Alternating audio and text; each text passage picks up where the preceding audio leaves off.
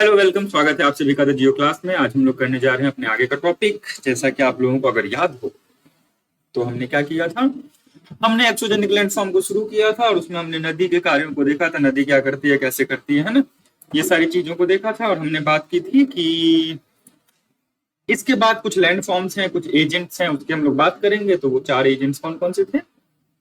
Agents याद है ना? एजेंट्स क्या होता है? जो टर्शरी लैंडफॉर्म को शेप करने में मदद करता है, तृतीय दर्जे के जो स्थलाकृतियों हैं उसके निर्माण में मदद करता है ना। तो ये सारी बातें हमने की थी। अब फिर से 2 बातें मैं कर लेता हूँ। एक तो जो बच्चे हिंदी मीडियम के हैं, यार देखो, तुम्हें भी थोड़ा मेहनत करना पड़ेगा। जो मैं समझा रहा हूँ वो पूरा हिंदी में समझा रहा हूँ। इंग्लिश टर्म्स का भले ही यूज हो रहा है, समझा रहा हूँ हिंदी में। जहां जहां पे संभव हो पाता है मैं तुमको हिंदी टर्म दे भी दे रहा हूँ, तो तुमको थोड़ा अवेयर होकर लिखते रहना है। दूसरा, अगर कोई टर्म नहीं पता लग रहा है तो कमेंट में स्पेसिफिक टर्म को पूछ लो, या कोई ऐसी चीज नहीं समझ में आ रही तो पूछ लो। मैं एक क्लास लेके वो सारी चीजें क्लियर कर दूंगा। दूसरा, तुमको नोट्स तुमको हैंडआउट्स में दूंगा। अब मैं ये कर सकता हूँ, जो इंग्लिश में मेरे है उसको गूगल ट्रांसलेट में डालूं और उसको हिंदी में ट्रांसलेट करूं और तुमको दे दूं। तो उसमें होता क्या है, प्लेट टेक्टोनिक्स थाली की परिकल्पना हो जाती है ना। तो टाइम लगता है करने में, सबको करेक्ट करने में, अच्छे से ट्रांसलेट करने में टाइम लगेगा। शॉर्ट नोट्स है वो ऐसी चीज दे तुमको जो काम आए। ये नहीं कि दे दे हाँ ग्रंथ दूसरी सविंदर सिंह की किताब में ही लिख दूं, ऐसे नहीं करना है ना मुझे। तो थोड़ा टाइम दो, नोट्स प्रोवाइड करूंगा, खुद भी मेहनत करो और जो समझा रहा हूँ उस पर फोकस करो। स्लाइड्स में क्या लिखा है वो तो मैं देख भी नहीं, जो समझा रहा हूँ उस पर फोकस करो, ठीक है? तो साथ साथ चलेंगे तो साथ साथ अच्छे से हो जाएगा। और अभी टाइम है ना हमारे पास, तो धीरे धीरे हम लोग कर रहे हैं। चलो करें शुरू। तो और दूसरी बात, जो नॉन ज्योग्राफी के हैं उनके लिए भी कल एक मैं डिस्कशन लेके आऊंगा, और नेट वाले भी थोड़ा आराम से रहें। एक कल मैंने वीडियो डाली थी जिसमें आप क्या क्या मिस्टेक्स करते हो उस पर हमने चर्चा की थी, तो वो भी देख लेना, शेयर कर देना, जो भी करना है कर देना। और इस क्लास को करने के लिए सबसे पहले तो बैठ जाओ अच्छे से, क्योंकि मुझे पता चला है पिछला क्लास सब लोग सोते सोते किए हैं तो किसी को समझ नहीं आया। तो जाग के करो। हम लोग आज क्या करने जा रहे हैं, एक्सोजेनिक प्रोसेसेस का आगे का पार्ट करने जा रहे हैं, aeolian landform and coastal landform. अब देखो, सबसे पहले हमने की थी किसकी बात? पानी की बात। पानी कहाँ पे हमको ज्यादा मिलता है? वेट जोन्स में। वेट जोन्स का मतलब जहां पे बारिश अधिक होती है, जहां पे वर्षा का अधिक क्षेत्र है, वहां पे नदियां बह रही हैं, वहां पे सब कुछ हो रहा है, तो वहां पे जो जल है, बहता हुआ जल है, वो एक्सोजेनिक प्रोसेस में मूल काम कर रही है किसका? स्थलाकृतियों के निर्माण का। अब चले आते हैं हम लोग कहाँ पे? रेगिस्तान में, मरुस्थल में। रेगिस्तान है ना, यानी डेजर्ट जोन में। अब वहां पे क्या हो रहा है कि पानी तो है नहीं, लेकिन लैंडफॉर्म का निर्माण तो वहां पे भी हो रहा है। तो कौन कर रहा है? तो ऐसे स्थानों पे जो शुष्क हमारे प्रदेश है, वहां पे एयर एक्ट एज, या फिर wind act as the main cause for landform का निर्माण। अब ये विंड क्यों भाई? तो बात यह है कि देखो, ये रेगिस्तान क्यों बना है, अगर एक बात समझे तो बहुत सारे फैक्टर्स इसमें आ जाते हैं। पर एक बात समझे, रेगिस्तान है तो यहाँ पे क्या होगा? धूप ज्यादा होगा, हीट ज्यादा होगा, वो क्षेत्र हीट अप होगा तो क्या होगा? अब ये सारे क्लाइमेट में करेंगे तो कोई दिक्कत नहीं है, अभी नहीं भी समझ में आया तो। अगर हीट ज्यादा होगा तो क्या होगा? यहाँ का जो हवा है वो गर्म होकर कैसे ऊपर उठ जाएगा, यहाँ पे एक लो प्रेशर जोन बनेगा और अलग अलग क्षेत्रों से फिर हवा यहाँ आने की कोशिश करेगी। तो अक्सर हवाएं जो है वो रेगिस्तान वाले क्षेत्रों में तेज चलती है, और वो तेज चलते चलते जो पत्थर वत्थर पड़ा हुआ है, वहां पे छोटे छोटे रेत के कण पड़े हुए हैं, वो सारी चीजें क्या होती हैं? उसको उठाती हैं। एंड उसके कारण क्या होता है? हमारे लैंडफॉर्म का निर्माण देखने को मिलता है। तो एक बात आप लोग ध्यान रखेंगे कि जो ये विंड है चलता हुआ, ये 2 तरीकों से निर्माण करती है। एक तो ये डिफ्लेशन करती है, या फिर डायरेक्ट इंपैक्ट करती है। मतलब क्या हुआ कि हवा सीधे जाके किसी चीज से टकराई तो उसके कारण भी क्या होगा? वो चीज टूटेगा, फूटेगा, ट्रांसपोर्ट होगा, है ना। और दूसरा ये क्या करती है? एट्रिशन के थ्रू या एब्रेशन के थ्रू करती है। अब संघर्षण का नाम सुना है आपने? संघर्षण हमने पिछले क्लास में भी एब्रेशन टर्म का यूज किया था। इसमें क्या होता है, जो एजेंट टूल्स को पिक करता है, मान लो कि ये हवा चल जाती है, इस पत्थर को उठाया, ये पत्थर जाके किसी और को टकराएगा, या ये रेत को उठाया, रेत जाके टकराएगा, एंड उसके कारण क्या होगा? लैंडफॉर्म का निर्माण। ठीक है, तो यानी कि जो शुष्क प्रदेश है वहां पे वायु एक महत्वपूर्ण भूमिका निभाती है स्थलाकृतियों के निर्माण के लिए। ठीक है, इतना समझ गए? अब ये देखो, ये एक लैंडफॉर्म है, तो इसमें भी हम लोग क्या देखते हैं, एक तो हम लोग यहाँ पे डिपोजिशनल लैंडफॉर्म दिखते हैं, यहाँ पे निक्षेपण के कारण जो स्थलाकृति बनी है वो देखते हैं, एंड दूसरा अपर्दन के कारण जो बनी है वो देखते हैं। तो दोनों को हमने याद रखना है। जैसे पिछले क्लास में भी कहा था कि तुमको इसमें मेन क्वेश्चन क्या आता है, कौन सा इरोजनल है कौन सा डिपोजिशनल। अब कोई स्पेसिफिक लैंडफॉर्म पूछ लिया तो पूछ लिया, नहीं तो ऐसे नहीं पूछ। ठीक, तो इसमें भी हम लोग वही याद रखेंगे। ठीक, अब ये देखो, ये जो पहला यहाँ पे मैंने फोटो लगाई है ये है ERG, एर्ग, सॉरी, ये है हमाडा, एर्ग भी कहते हैं बहुत जगह इसको।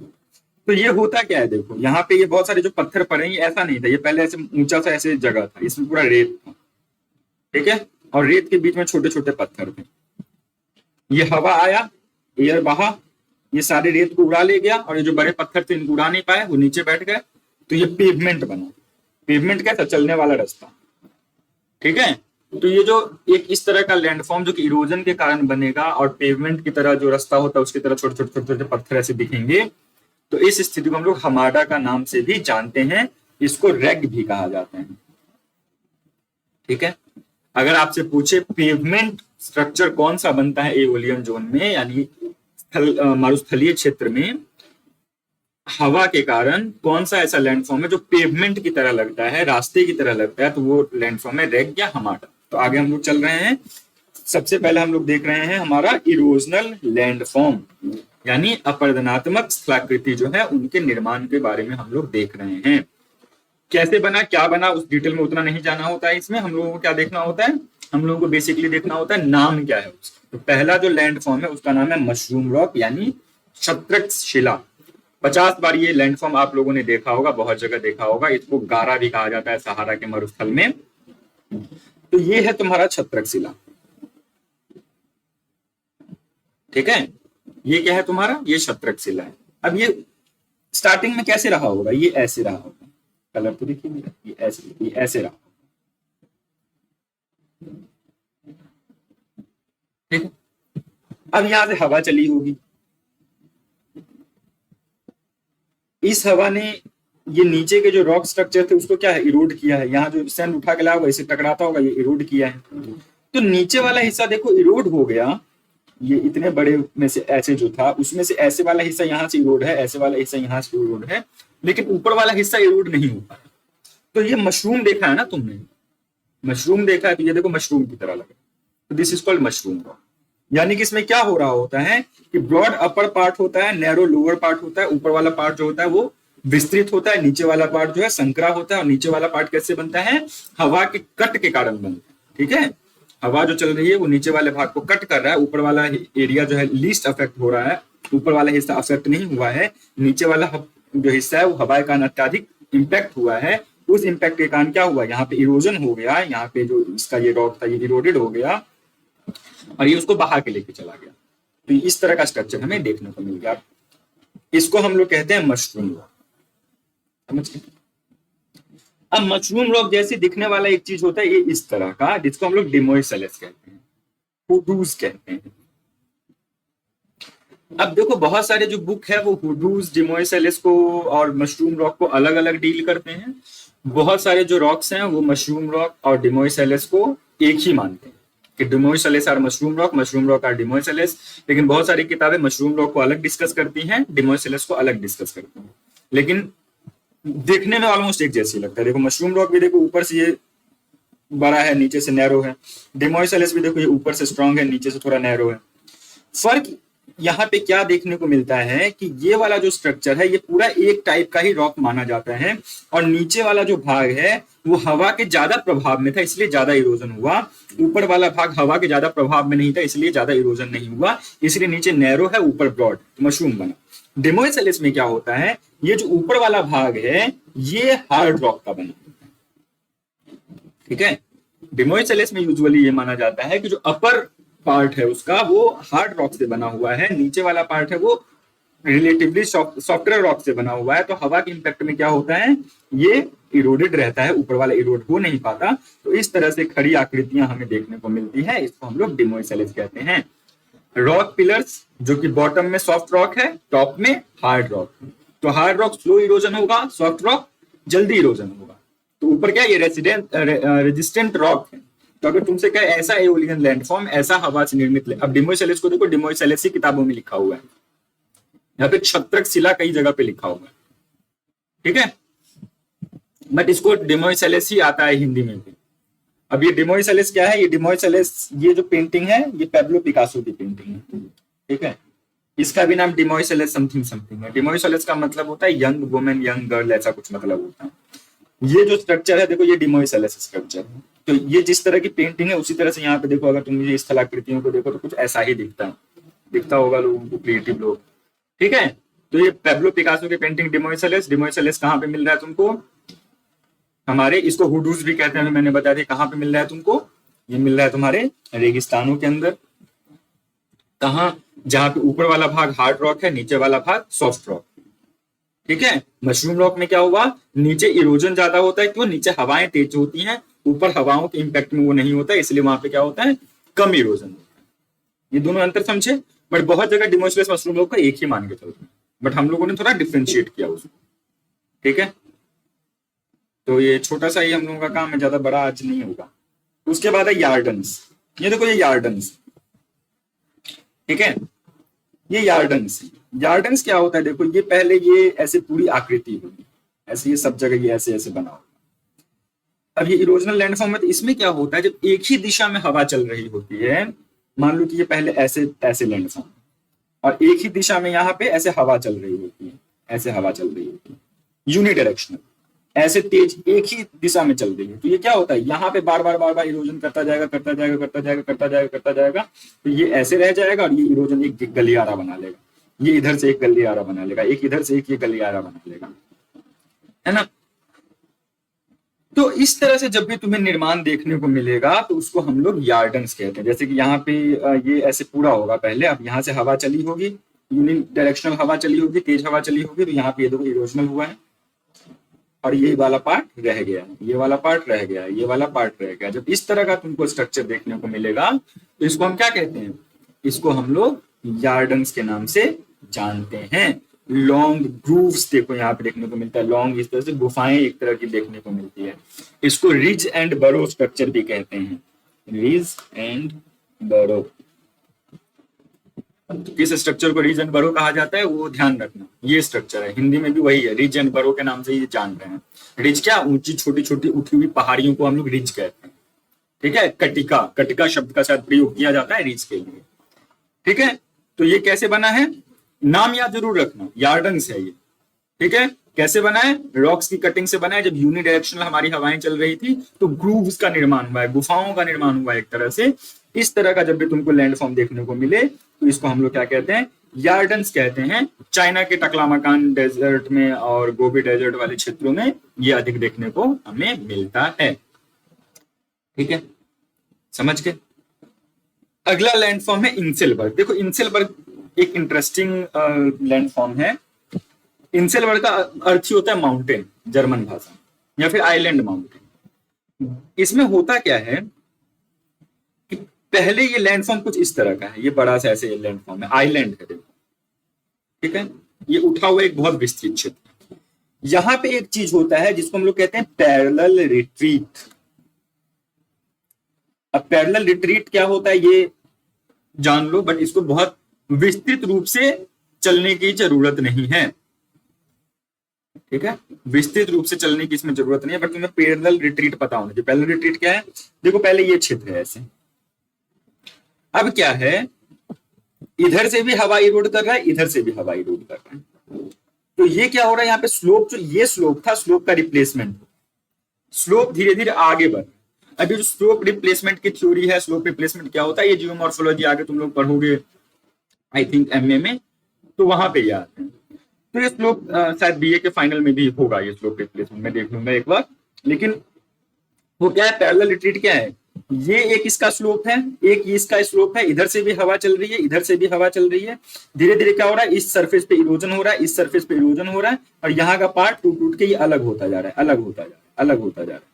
तो ऐसे करते करते क्या बचता है, अंत में देखो ये इस तरह का ऐसे स्ट्रक्चर तुमको देखने को मिलेगा।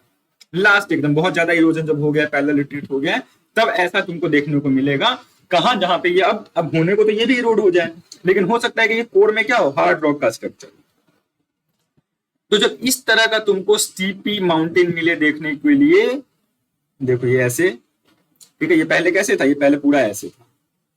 अब यहां से हवा चली, यहां से कटा कटा कटा कटा कटा, यहां से भी ऐसे कटा कटा, क्या हुआ इसको, ये जो कट के ऐसे पीछे गया, इसको क्या कहा, पैरेलल रिट्रीट कहा, या फिर इसको क्या कहा, स्लोप रिप्लेसमेंट कहा।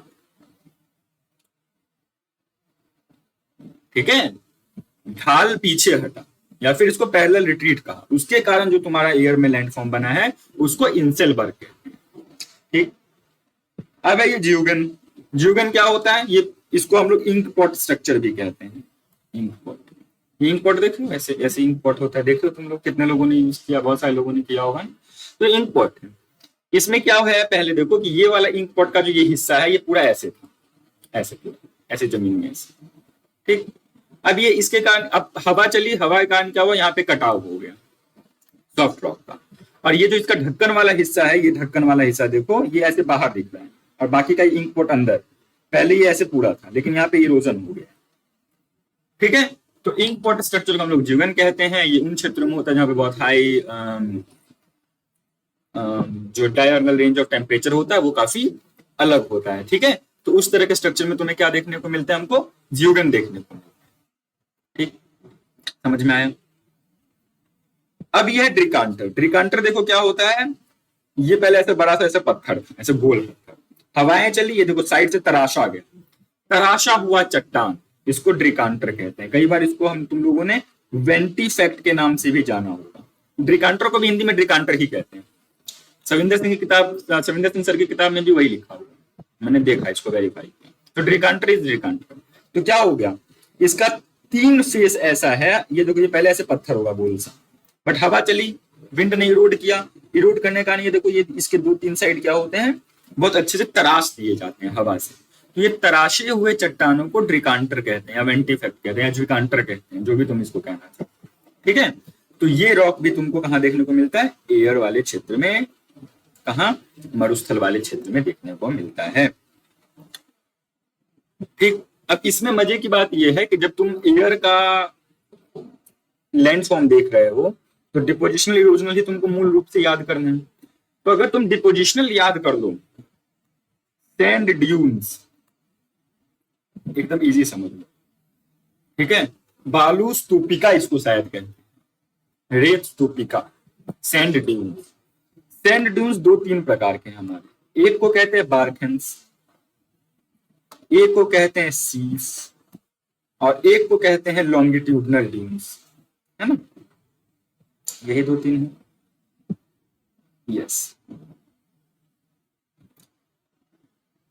लॉन्गिट्यूडनल ड्यून्स, ये 3 याद कर लो। सैंड ड्यून्स में 3 प्रकार, बारकन्स, सीफ एंड लॉन्गिट्यूडनल ड्यून्स। इनको छोड़ के जितने लैंडफॉर्म मूल रूप से तुम्हारे बनते हैं रेगिस्तानी क्षेत्रों में, वो इरोजनल है, वो अपर्दनात्मक है।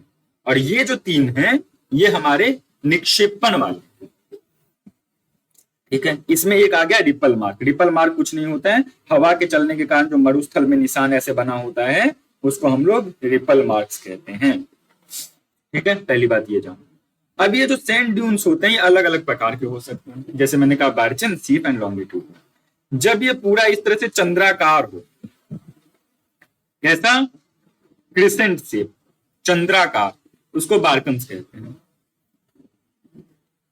ठीक है, उसको क्या कहा, बारकन्स। कैसा sand dune, sand dune which is crescent in shape, चंद्राकार इन आकार, वो है बारकन्स। सीफ क्या होता है, वो होता है सेमी क्रिसेंट, अर्ध चंद्राकार रूप में, मतलब ऐसे थोड़ा चंद्राकार होता है लेकिन पूरी तरह से चंद्रा का निर्माण नहीं हो रहा होता है, छोटे होते हैं, उसको हम लोग क्या कहते हैं, सीफ कहते हैं। एंड लॉन्गिट्यूडनल ड्यून्स क्या होते हैं, इस तरह से जब तुम्हारा देखने को मिले, ये देखो ऐसे नहीं बना है, चंद्राकार नहीं बना है, ये पैरेलल बना है हवाओं की दिशा में, ऐसे हवाएं होंगी तो ये पैरेलल देखो इस तरह से बने हैं, डिपोजिशन हुआ है, तो इसके कारण तुम्हारा क्या देखने को मिलता है, लॉन्गिट्यूडनल ड्यून्स देखने को मिलते हैं। तो ये आपके हवाओं द्वारा बनाए गए लैंड फॉर्म्स हैं। ठीक है, कौन कौन से ड्यून्स जो आपके हैं, 2-3 टाइप के, वो डिपोजिशनल, साथ में रिपल मार्क जो है वो डिपोजिशनल, बाकी सारे ड्रिकांटर, यार्डन्स, ज्यूगन, डिमॉय सेल्स, मशरूम रॉक और भी कुछ आ जाए, ये सारे आपके इरोजनल लैंडफॉर्म है, अपरदनात्मक लैंडफॉर्म। इतना याद रखना रहेगा याद। चलें आगे। आज हम लोग करेंगे इसके साथ सी वाला लैंडफॉर्म। सी वाला लैंडफॉर्म मतलब देखो, समुद्र में क्या होता है, लहरें चलती हैं, ऐसे समुद्र की लहरें चलती हैं। अब ये जो लहरें चलती हैं, ये लहरें जाके क्या करती हैं, हमारे किनारों को तोड़ती है। वही दो काम वही करती है, इरोजन करती है और डिपोजिशन करती है। तो लहरों के कारण जो लैंडफॉर्म बनता है उसको वेव से बने हुए लैंडफॉर्म कहते हैं, समुद्री तरंगों से बने हुए लैंडफॉर्म कहते हैं। ठीक है, ये बात समझे। अब इसमें दो प्रक्रिया होती है, एक होता है स्वॉश, एक होता है बैकवॉश। ये दो चीजें ध्यान से समझना। ठीक है, हिंदी में भी बहुत जगह ये स्वेस को स्वेस और बैकवॉश को बैकवॉश ही लिखा हुआ। ठीक है, जैसे ऑफ शोर शब्द, ऑफ शोर एक शब्द आता है हमारा ऑफ शोर, ऑफ शोर कोस्ट। कोस्ट को तो किनारा लिख देते हैं, लेकिन ऑफ शोर को ऑफ शोर ही लिखते हैं, और कई बार तो ऑफ शोर को सुदूर किनारा लिख देते हैं, तो उसका कुछ मतलब ही नहीं है। ठीक है, उस तरह से दो चीजें तुमको समझनी है, एक है श्वास, एक है बैकवॉश। ठीक, श्वास क्या होता है, देखो समुद्र का जल जब हमारे किनारे की तरफ आए, समुद्र का जल जब हमारे किनारे की तरफ आए तो उसको कहते हैं स्वॉश। ये दो शब्दों का यूज बहुत बार आगे भी मैं करूंगा जब टाइट्स वाइट्स हम लोग देख रहे हों। ठीक है, स्वॉश में क्या हो रहा है, जो समुद्र का जल है वो किनारों की तरफ जा रहा है, और किनारे से जब जल वापस हट रहा है, किनारे से दोबारा समुद्र की तरफ जल खींच रहा है, उसको कहते हैं बैकवॉश। ठीक है, किनारे की तरफ जा रही है सारी लहरें, स्वॉश, किनारे से वापस आ रही हैं सारी लहरें, बैकवॉश। दो चीज समझ गए। जब श्वास होता है तो समुद्र क्या करता है, उसके अंदर जो गिरेत कण होंगे, ये वो होगा, फालतू की चीजें होंगी, उसको लेके आके किनारे पे जमा करता है। तो स्वॉश लीड्स टू डिपोजिशन। बीच की बात कर रहा हूं मैं, किनारे की तट की बात कर रहा हूं, समुद्र के अंदर की बात नहीं कर रहा हूं। ठीक है, यूजुअली क्या होता है, स्वॉश क्या कर रहा होता है हमारा, डिपोजिशन कर रहा है, और बैकवॉश क्या कर रहा होता है, बैकवॉश चीजों को उठा के वापस ले जा रहा है। तो मान लो कि किनारे पे जो भी चीजें पड़ी होंगी, रेत कण होंगे, बोल्डर्स पत्थर होंगे, जो भी होंगे, वो वापस आपको खींच के अंदर ले जाएगा। तो मान लो आप किनारे पे खड़े हो और श्वास आए, तो आप किस तरफ आप जाओगे, आप अंदर की तरफ जाओगे, मैदान जो बीच है उसकी तरफ भागोगे।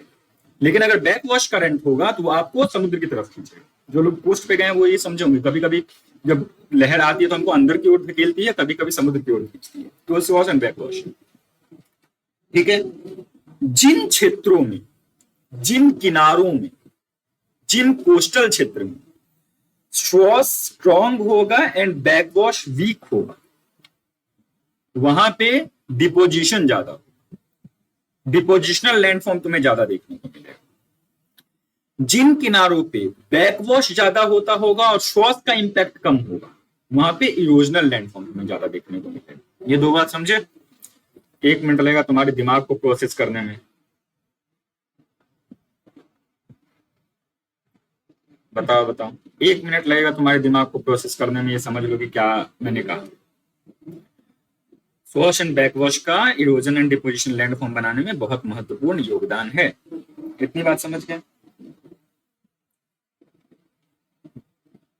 अब देखो, इसी के कारण कुछ लैंडफॉर्म बनते हैं इरोजनल एंड डिपोजिशनल।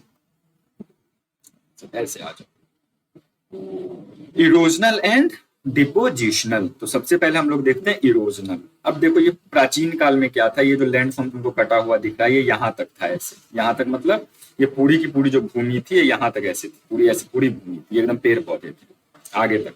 कहां तक, 3D मेरे को बनाना नहीं आता ना, ऐसे था ये, ऐसे था। ठीक है, अब यहां पे क्या हुआ है, मल्टीपल टाइम्स इंपैक्ट हुआ है तुम्हारे वेव्स का।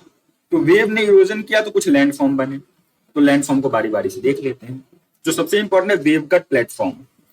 अब देखो क्या हुआ, पहले ये ऐसे ऊपर तक था भूमि, है ना, ये देखो ऊंचाई, ये लहरों ने इसको काटते गया, काटते गया, काटते गया, काटते गया, काटते गया, ये काटते काटते क्या हो गया, ये एकदम नीचे आ गया, एकदम जहाँ समुद्र का तल है उसके पास ऐसे प्लेटफॉर्म की तरह बन गया। तो इस तरह के जो लैंड फॉर्म है उसको देखो, फिर तुम कहोगे क्या मैं बता रहा हूँ। तो देखो इतना ना हमको ये नहीं करना, साइंटिफिक नहीं करना कितने सेंटीमीटर कटता है कितना क्या होता है, नहीं करना, बस जान लेना है कि होता क्या है। ठीक है, तो जान लो होता क्या है कि लैंड फॉर्म था, समुद्री लहरें आई, काटती गई और उसको नीचे कर दिया, वो प्लेटफॉर्म की तरह दिखने लग गया। प्लेटफॉर्म कैसे, मान लो कि यहाँ पे कोई आदमी है जैसे कूद के इस पे ऐसे चढ़ जाएगा, प्लेटफॉर्म होता है ना। तो उस तरह के प्लेटफॉर्म को कहते हैं वेव कट प्लेटफॉर्म, धाराओं के द्वारा काटी गई प्लेटफॉर्म। ठीक है, इसको क्या कहा, वेव कट प्लेटफॉर्म। अब एक तीन एक साथ आता है, सी केव आता है एक,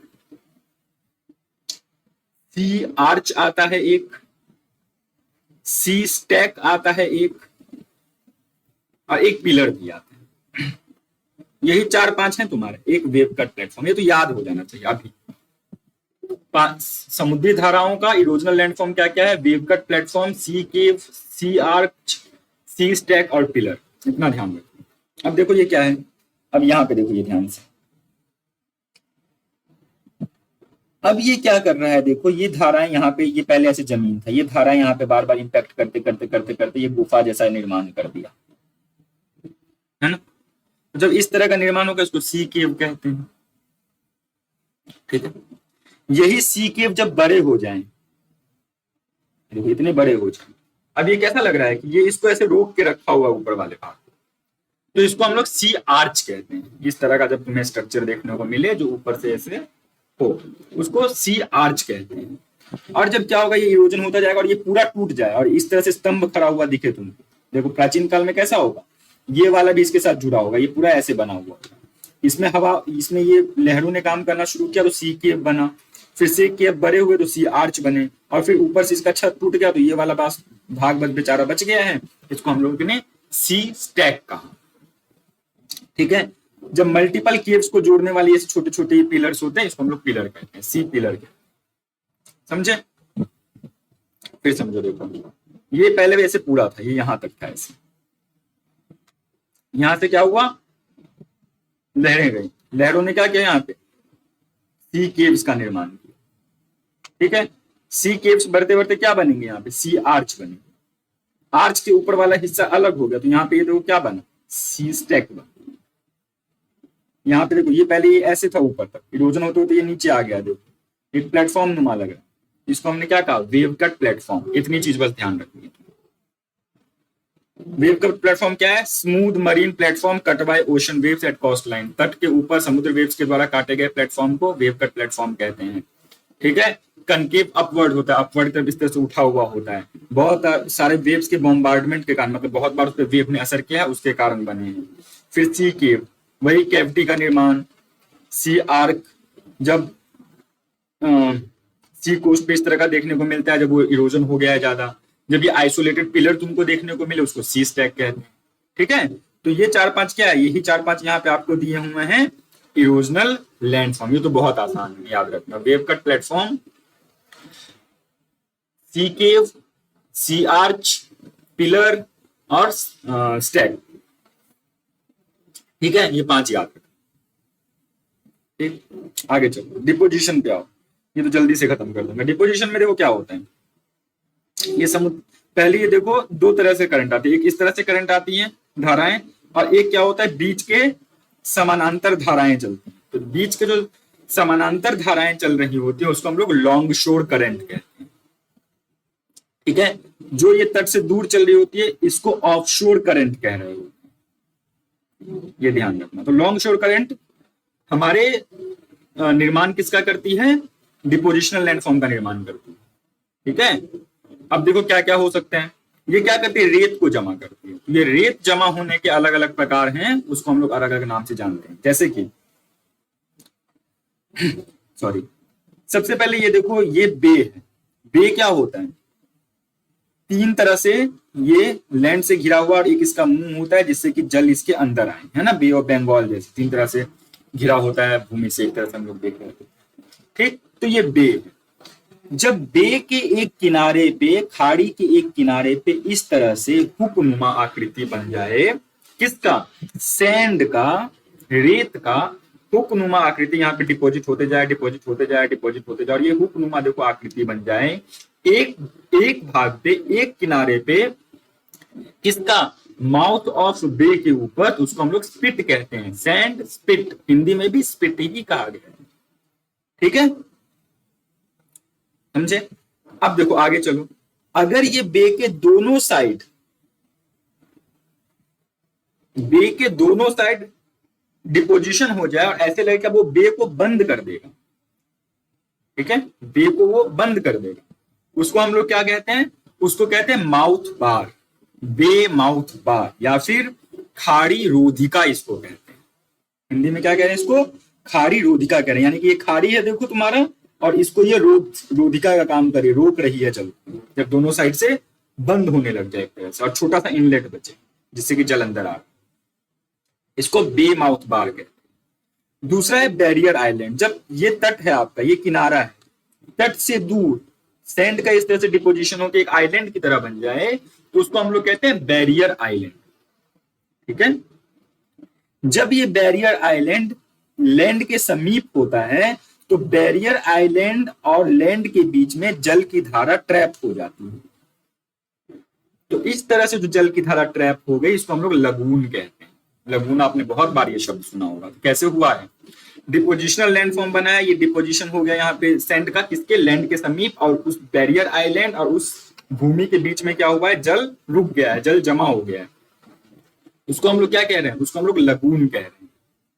ठीक है, अगर तट के ऊपर जो हमारा ये समुद्री किनारा है, वहीं पे रेत जमा हो जाए, तो इसको हम लोग कहते हैं बीच। देखो हो क्या रहा है, अल्टीमेटली जो हमारा रेत है, समुद्र रेत ला रहा है, वही जमा कर रहा है।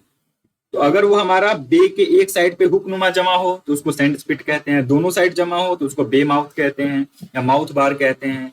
एक आइलैंड ही बना ले तट से दूरी पे जाके, तो उसको हम लोग बैरियर आइलैंड कहते हैं। जब बैरियर आइलैंड तट के पास आ जाए, तो जो जल है वहां जमा हो जाता है, तो उसको हम लोग लगून कहते हैं।